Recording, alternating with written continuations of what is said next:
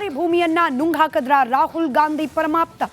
Sampath road ವಿರುದ್ಧ ಇದೀಗ ಗಂಭೀರ ಆರೋಪ ಕೇಳೋಕ್ ಸಿಕ್ಕಿದೆ.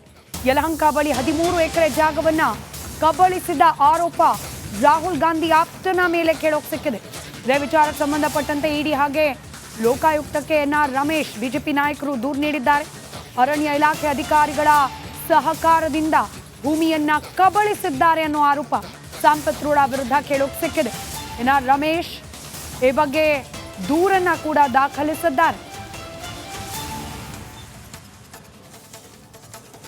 ಮಾಡೋದ್ರ ಮೂಲಕ ಪ್ರತಿ ವರ್ಷ 5-6 ಕೋಟಿ ರೂಪಾಯಿ ಕಳೆದ 15 ವರ್ಷಗಳಿಂದ ಅವರ ಸುಪರ್ದಿಯಲ್ಲಿ ಕಾನೂನು ಬಾಹಿರವಾಗಿ ಸ್ಯಾಮ್ ಪಿತ್ರೋಡ ಅವರ ಹಿಡಿತದಲ್ಲಿ ಈ ಒಂದು ಜಾಗ ಇದ್ದು ಅಲ್ಲಿ ಪ್ರತಿ ವರ್ಷ ಅವರು ಬೆಳೆಯುವಂಥ ಅಪರೂಪದ ಗಿಡಮೂಲಿಕೆ ಮತ್ತು ಔಷಧಿ ಸಸ್ಯಗಳನ್ನು ಉತ್ಪನ್ನಗಳನ್ನು ಮಾರಾಟ ಮಾಡೋದ್ರ ಮೂಲಕ ಪ್ರತಿ ವರ್ಷ 5-6 ಕೋಟಿ ರೂಪಾಯಿಗೂ ಹೆಚ್ಚು ಹಣವನ್ನು ಅವರು ಸಂಪಾದನೆ ಮಾಡೋದು, ಅಕ್ರಮವಾಗಿ ಸಂಪಾದನೆ ಮಾಡೋದ್ರ ಜೊತೆಗೆ ಮಾರುಕಟ್ಟೆ ಬೆಲೆ 400 ಕೋಟಿಗೂ ಅಧಿಕವಾಗಿರುವಂಥದ್ದು, ಸರ್ಕಾರಿ ಮೌಲ್ಯ 150 ಕೋಟಿಗೂ ಹೆಚ್ಚು ಮೌಲ್ಯದ 13 ಎಕರೆಗಳಷ್ಟು ವಿಸ್ತೀರ್ಣದ ರಾಜ್ಯ ಇದು ಮೀಸಲು ಅರಣ್ಯ ಪ್ರದೇಶವನ್ನು ಅವರು ಕಬಳಿಸಿ ಅವರ ಮನೆಯನ್ನು ಕೂಡ ಅಲ್ಲಿ ವಾಸದ ಮನೆಯನ್ನು ಕೂಡ ಅದರಲ್ಲೇ ನಿರ್ಮಾಣ ಮಾಡಿಕೊಂಡಿರ್ತಕ್ಕಂಥದ್ದು. ಇದನ್ನು ತೆರವುಗೊಳಿಸಲಿಕ್ಕೆ ಈ ಹಿಂದೆ ನಮ್ಮ ಸ್ನೇಹಿತರ ಮೂಲಕ ಹಲವಾರು ಬಾರಿ ನಾವು ಅರ್ಜಿಗಳನ್ನು ಕೊಟ್ಟು ಮನವಿ ಮಾಡಿಕೊಂಡ್ರು ಕೂಡ ರಾಜ್ಯ ಅರಣ್ಯ ಇಲಾಖೆ ಅದನ್ನು ಅವರ ಮನವಿಗೆ ಹೋಗೊಡದೆ ಮತ್ತು ಇವರ ಗುತ್ತಿಗೆ ಅವಧಿ ಮುಗಿದಿರ್ತಕ್ಕಂಥ ವಿಷಯವನ್ನು ಕೇಂದ್ರದ ಪರಿಸರ ಅರಣ್ಯ ಮತ್ತು ಪರಿಸರ ಇಲಾಖೆಗೆ ಅದನ್ನು ಗಮನಕ್ಕೆ ಕೂಡ ತರದೆ ಎಲ್ಲ ಇವ್ರ ಜೊತೆ ಸ್ಯಾಮ್ ಪಿತ್ರೋಡ ಅವ್ರ ಜೊತೆ ಸೇರಿ ಜಾವೇದ್ ಅಖ್ತರ್ ಅವರು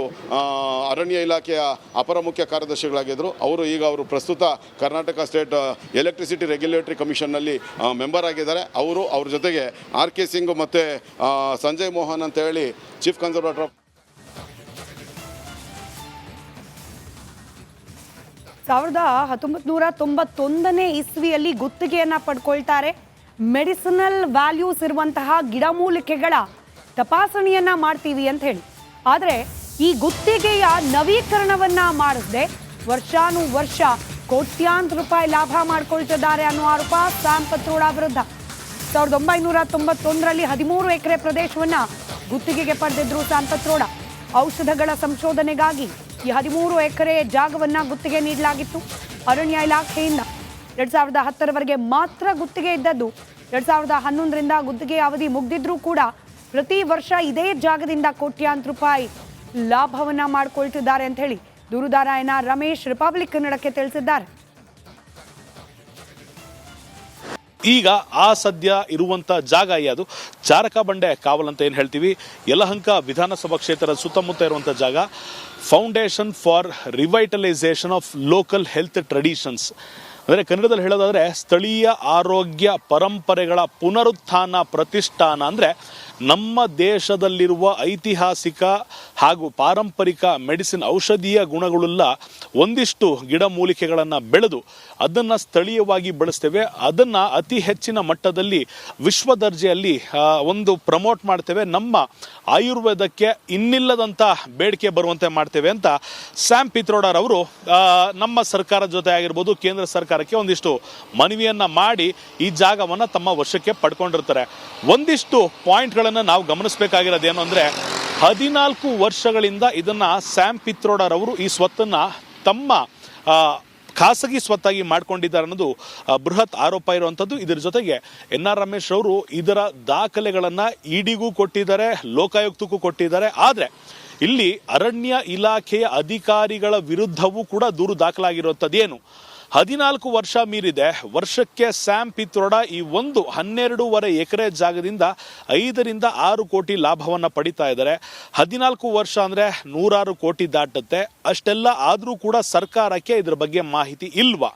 ಒಂದು ವೇಳೆ ಇದ್ದಿದ್ದೇ ಆದರೆ ಕಾಂಗ್ರೆಸ್ನ ಹೈಕಮಾಂಡ್ ಅವರಿಗೆ ಸಂಬಂಧಪಟ್ಟಿರುವಂಥ ಸ್ವತ್ತಾಗಿರೋದ್ರಿಂದ ಇದರ ಕಡೆ ನಾವು ತಲೆ ಹಾಕಬಾರ್ದು ಅನ್ನೋ ಒಂದು ವಿಚಾರ ಏನಾದರೂ ಅವರ ಮುಂದೆ ಇದೆಯಾ ಅಥವಾ ಭಯ ಪಡ್ತಿದ್ದಾರೆ? ಇಂಥ ಅನೇಕ ಆಯಾಮಗಳು ಬರುವಂಥದ್ದು. ಮತ್ತೊಮ್ಮೆ ಕ್ಯಾಮರಾ ಪರ್ಸನ್ ಮಂಜುನಾಥ್ ಈ ಒಂದು ಸ್ವತ್ತನ್ನು ತೋರಿಸ್ತಾ ಇದ್ದಾರೆ. ಕೆಳಗಡೆ ಇರೋ ಬೋರ್ಡ್ಗೆ ಸಂಬಂಧ ಇಲ್ಲ, ಮೇಲ್ಗಡೆ ಇರುವಂಥ ಬೋರ್ಡನ್ನು ಮಾತ್ರ ನಾವು ಗಮನಿಸಬೇಕಾಗತ್ತೆ. ಸ್ಥಳೀಯ ಆರೋಗ್ಯ ಪರಂಪರೆಗಳ ಪುನರುತ್ಥಾನ ಪ್ರತಿಷ್ಠಾನ ಏನು ದೊಡ್ಡ ಜಾಗವನ್ನು ನೋಡ್ತಾ ಇದ್ದೀವಿ. ಇದರ ಹಿಂಭಾಗದಲ್ಲಿ ಇರುವಂಥ 12.5 ಎಕರೆಯನ್ನು ಈಗ ಸ್ಯಾಮ್ ಪಿತ್ರೋಡರ್ ಅವರ FRLHT ಸಂಸ್ಥೆ ನೋಂದಣಿ ಮಾಡಿಕೊಂಡಿರುತ್ತೆ.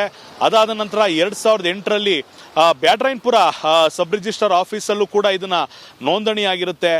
ಏನಂತ ನೋಂದಣಿಯಾಗಿದೆ? ಗಿಡಮೂಲಿಕೆ ಔಷಧಿ ಸಸಿಗಳ ಸಂರಕ್ಷಣೆ ಮತ್ತು ಸಂಶೋಧನಾ ಕಾರ್ಯ ಎಲ್ಲವೂ ಓಕೆ, ರಿಜಿಸ್ಟ್ರೇಷನ್ ಸರಿಯಾಗಿ ಆಗಿದೆ. ಆದರೆ ಈ 12.5 ಎಕರೆ ಜಾಗ ಏನಿತ್ತು ಇದನ್ನ 5 ವರ್ಷಗಳ ಅವಧಿಗೆ ಮಾತ್ರ ಗುತ್ತಿಗೆಗೆ ನೀಡಲಾಗಿರುತ್ತೆ. ಅದಾದ ನಂತರ 2001ರಲ್ಲಿ 10 ವರ್ಷಗಳಿಗೆ ರಿನೋವೇಟ್ ಮಾಡಲಾಗಿರುತ್ತೆ. 2011ಕ್ಕೆ ಇದರ ಅವಧಿ ಮುಕ್ತಾಯ ಆಗಿದೆ. 2025ಕ್ಕೆ ಬಂದಿದ್ದೇವೆ.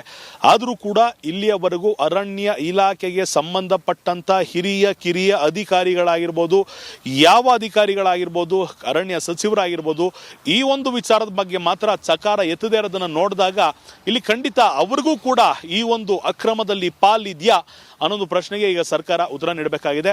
ಇದನ್ನ ಭ್ರಷ್ಟಾಚಾರ ವಿರೋಧಿ ವೇದಿಕೆ ಅಧ್ಯಕ್ಷರಾದಂಥ NR ರಮೇಶ್ ಅವರು ಈಗ ಬಹಿರಂಗಗೊಳಿಸಿರುವಂಥದ್ದು. ಇದರ ವಿಚಾರವಾಗಿ ನಾವು ಹೋರಾಟವನ್ನ ಮುಂದೆ ನಡೆಸ್ತೇವೆ ಅಂತ ತಿಳಿಸಿರುವಂಥದ್ದು. ಕ್ಯಾಮರಾ ಪರ್ಸನ್ ಮಂಜುನಾಥ್ ಜೊತೆ ಅಭಿಷೇಕ್ BB, ರಿಪಬ್ಲಿಕ್ ಕನ್ನಡ, ಬೆಂಗಳೂರು. ಭೂಮಿಯನ್ನ ನುಂಗ್ ಹಾಕಿದ್ರ ರಾಹುಲ್ ಗಾಂಧಿ ಪರಮಾಪ್ತ ಸಂಪತ್ ರೋಡ ವಿರುದ್ಧ ಇದೀಗ ಗಂಭೀರ ಆರೋಪ ಕೇಳೋಕ್ ಸಿಕ್ಕಿದೆ. ಯಲಹಂಕ ಬಳಿ 13 ಎಕರೆ ಜಾಗವನ್ನ ಕಬಳಿಸಿದ ಆರೋಪ ರಾಹುಲ್ ಗಾಂಧಿ ಆಪ್ತನ ಮೇಲೆ ಕೇಳೋಕ್ ಸಿಕ್ಕಿದೆ. ಇದೇ ವಿಚಾರಕ್ಕೆ ಸಂಬಂಧಪಟ್ಟಂತೆ ಇಡಿ ಹಾಗೆ ಲೋಕಾಯುಕ್ತಕ್ಕೆ NR ರಮೇಶ್ ಬಿಜೆಪಿ ನಾಯಕರು ದೂರು ನೀಡಿದ್ದಾರೆ. ಅರಣ್ಯ ಇಲಾಖೆ ಅಧಿಕಾರಿಗಳ ಸಹಕಾರದಿಂದ ಭೂಮಿಯನ್ನ ಕಬಳಿಸಿದ್ದಾರೆ ಅನ್ನೋ ಆರೋಪ ಸಂಪತ್ ರೋಡ ವಿರುದ್ಧ ಕೇಳೋಕ್ ಸಿಕ್ಕಿದೆ. NR ರಮೇಶ್ ಈ ಬಗ್ಗೆ ದೂರನ್ನ ಕೂಡ ದಾಖಲಿಸಿದ್ದಾರೆ. ಮಾಡೋದ್ರ ಮೂಲಕ ಪ್ರತಿ ವರ್ಷ 5-6 ಕೋಟಿ ರೂಪಾಯಿಗೂ ಕಳೆದ 15 ವರ್ಷಗಳಿಂದ ಅವರ ಸುಪರ್ದಿಯಲ್ಲಿ ಕಾನೂನು ಬಾಹಿರವಾಗಿ ಸ್ಯಾಮ್ ಪಿತ್ರೋಡ ಅವರ ಹಿಡಿತದಲ್ಲಿ ಈ ಒಂದು ಜಾಗ ಇದ್ದು ಅಲ್ಲಿ ಪ್ರತಿ ವರ್ಷ ಅವರು ಬೆಳೆಯುವಂಥ ಅಪರೂಪದ ಗಿಡಮೂಲಿಕೆ ಮತ್ತು ಔಷಧಿ ಸಸ್ಯಗಳನ್ನು ಉತ್ಪನ್ನಗಳನ್ನು ಮಾರಾಟ ಮಾಡೋದ್ರ ಮೂಲಕ ಪ್ರತಿ ವರ್ಷ 5-6 ಕೋಟಿ ರೂಪಾಯಿಗೂ ಹೆಚ್ಚು ಹಣವನ್ನು ಅವರು ಸಂಪಾದನೆ ಮಾಡೋದು, ಅಕ್ರಮವಾಗಿ ಸಂಪಾದನೆ ಮಾಡೋದ್ರ ಜೊತೆಗೆ ಮಾರುಕಟ್ಟೆ ಬೆಲೆ 400 ಕೋಟಿಗೂ ಅಧಿಕವಾಗಿರುವಂಥದ್ದು, ಸರ್ಕಾರಿ ಮೌಲ್ಯ 150 ಕೋಟಿಗೂ ಹೆಚ್ಚು ಮೌಲ್ಯದ 13 ಎಕರೆಗಳಷ್ಟು ವಿಸ್ತೀರ್ಣದ ರಾಜ್ಯ ಇದು ಮೀಸಲು ಅರಣ್ಯ ಪ್ರದೇಶವನ್ನು ಅವರು ಕಬಳಿಸಿ ಅವರ ಮನೆಯನ್ನು ಕೂಡ ಅಲ್ಲಿ ವಾಸದ ಮನೆಯನ್ನು ಕೂಡ ಅದರಲ್ಲೇ ನಿರ್ಮಾಣ ಮಾಡಿಕೊಂಡಿರ್ತಕ್ಕಂಥದ್ದು. ಇದನ್ನು ತೆರವುಗೊಳಿಸಲಿಕ್ಕೆ ಈ ಹಿಂದೆ ನಮ್ಮ ಸ್ನೇಹಿತರ ಮೂಲಕ ಹಲವಾರು ಬಾರಿ ನಾವು ಅರ್ಜಿಗಳನ್ನು ಕೊಟ್ಟು ಮನವಿ ಮಾಡಿಕೊಂಡ್ರು ಕೂಡ ರಾಜ್ಯ ಅರಣ್ಯ ಇಲಾಖೆ ಅದನ್ನು ಅವರ ಮನವಿಗೆ ಹೋಗೊಡದೆ ಮತ್ತು ಇವರ ಗುತ್ತಿಗೆ ಅವಧಿ ಮುಗಿದಿರ್ತಕ್ಕಂಥ ವಿಷಯವನ್ನು ಕೇಂದ್ರದ ಪರಿಸರ ಅರಣ್ಯ ಮತ್ತು ಪರಿಸರ ಇಲಾಖೆಗೆ ಅದನ್ನು ಗಮನಕ್ಕೆ ಕೂಡ ತರದೆ ಎಲ್ಲ ಇವ್ರ ಜೊತೆ ಸ್ಯಾಮ್ ಪಿತ್ರೋಡ ಅವ್ರ ಜೊತೆ ಸೇರಿ ಜಾವೇದ್ ಅಖ್ತರ್ ಅವರು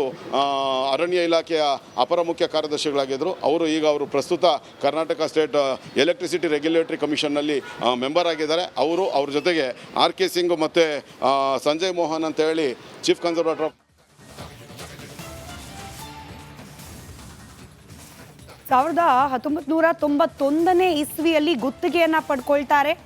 ಮೆಡಿಸಿನಲ್ ವ್ಯಾಲ್ಯೂಸ್ ಇರುವಂತಹ ಗಿಡಮೂಲಿಕೆಗಳ